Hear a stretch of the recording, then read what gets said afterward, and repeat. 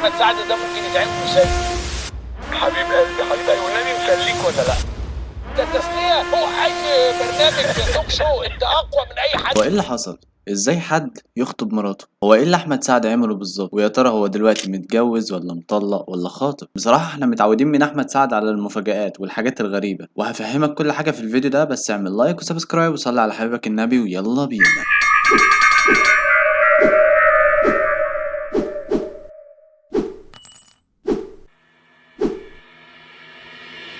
الفنان احمد سعد كان متجوز من عارضة ازياء اسمها علياء بسيوني، وحصل بينهم اللي حصل واتطلقوا، ولكن بعدها الفنان عطى لنفسه فرصة يبعد عن الناس وما يسمعش لاي حد ويكلم طليقته مباشرة بدون اي وسايط، فده خلى بينهم مودة اكتر وقدروا يوصلوا لحل مع بعض، وهو اللي قال كده فعلا. بجد بجد دي رساله لكل الناس، رساله لكل الناس اللي اتطلقت يعني، او اللي لسه هتطلق، واللي هيتجوزوا يدوا نفسهم فرصه بعيد عن اي مشاكل وبعيد عن اي حاجه، ويبتدوا حياه جديده ما فيهاش اي حاجه وحشه ولا حلوه، بس يبقوا مع بعض وخلاص. شكرا جدا جدا جدا ليكم، ونغني عليك يا عيون. زي ما شفنا هو قرر يبعد عن كل الناس اللي قال اخبار ايجابية او سلبية، وقال انا نفسي اي اتنين يتخانقوا مع بعض يبعدوا عن كل الناس، وانا منحت نفسي فرصة تانية انا وام ولادي باننا نبدأ نتكلم مع بعض وننسى كل كلمة مش حلوة اتقالت في وقت زعل او عصبية، وننظر لبعض بعين تانية فيها اعتبار لولادنا. فكان بيقول له استاذ عمرو اديب وبيرد عليه هذا ما لم نسمع به من قبل. شيء غريب جدا. ومعانا صديقي الفنان الجميل الناجح اللي مكسر الدنيا على طول، الفنان احمد سعد.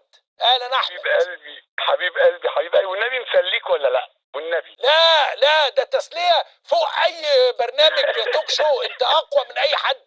خلاص يعني وبعد انت عمرك شفت بيت حد سعد واللي انت خلاص. عمرك شفت حد خطب مراته بذمتك؟ هو حد يعمل كده يا راجل؟ حبيب قلبي والله. بص انا عايز احكي لك برضو، اقول لك كده يعني باختصار يعني ايه السبب اللي خلاني اعمل كده ايه اللي او حصل؟ اعلن ده. اللي حصل بصراحه ان انا عايز اقول يعني كنت نفسي أتكلم، بدل ما الواحد ان حياه الفنانين هي حياه بس مشوهه او حياه فيها، لا خالص. انا كان نفسي اقول ان احنا محتاجين اي حد واي اتنين مع بعض، اي اتنين متخانقين يبعدوا عن كل الناس اللي حواليهم، يبعدوا عن اي حد بيوصل لهم اي حاجه حلوه او بيوصل لهم اي حاجه وحشه، وهم يتعاملوا مع بعض، لان هم اللي جواهم بعض مشاعر. فاديت لنفسي فرصه انا وام عيالي يعني ان احنا نبدا نفسنا احنا اللي نكلم بعض، بدل ما الناس تنقل عننا اخبار او ده يقول لك ده قال او ده عمل.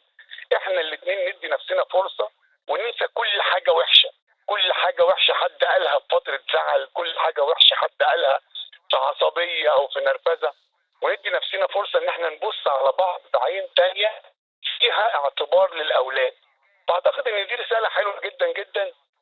انا حابب انها تكون موجوده احسن من اي رساله الواحد بيقدمها تكون وحشه. بيقول له بسليك مش كده؟ شفت حد خطب مراته قبل كده؟ هو استاذ عمرو بيقول له انتوا ايه دنيتكوا دلوقتي؟ راح الفنان رد وقال الكلام ده. طب معلش يا احمد عشان انا متلخبط، انتوا دلوقتي وضعكم ايه؟ هي خدشبتشك ولا تشالقشك ولا مراتك؟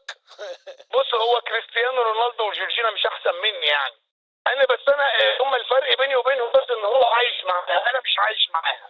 انا مع خطيبتي انا وبيننا وبين بعض عيال دلوقتي، فدي حاجه احلى حاجه. يا سلام. ان شاء الله قريب جدا جدا. برافو والله، شاطر يا واد، لئيم يا واد. انا اللي كسبت كل حاجه. لا بس انا عايز اقول لك مراتك دي صبوره وحموله وليها الجنه. لا طبعا طبعا ده اساسي، ده شيء معروف يعني. اي حد متجوز فنان ده مراته ليها الجنه بصراحه. لا يعني واخرة اللي بينا ده ايه؟ يعني اخرة الخطوبة هتتجوزوا ولا لسه تدرسوا بعض شوية؟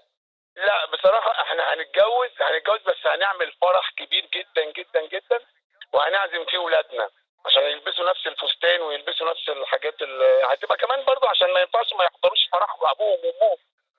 فهتبقى مناسبة جميلة جدا جدا للولاد يتبسطوا كمان معانا. انت بتتكلم جد يا احمد؟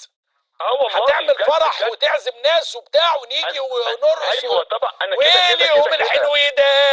ايوه انا بس هجيب ناس تغني بقى في الفرح. انا هعمل فرح كامل جدا جدا، ويعني كامل، كل فنانين صحابي كلهم هيحضروا ان شاء الله، ومغنيين وكل حاجه، وهعمل فرح عظيم جدا. وان شاء الله ولادي يكونوا لابسين نفس الفستان بتاع مامتهم، وابني كمان يكون لابس نفس البدله بتاعتي، يعني ولادي يحضروا فرحي. حاجه عظيمه. نفس الفستان بتاع مامته. طيب بس كده، ده كان كل حاجة. اعمل لايك وسبسكرايب وصلي على حبيبك النبي. اشوفكم في فيديو جاي. سلام.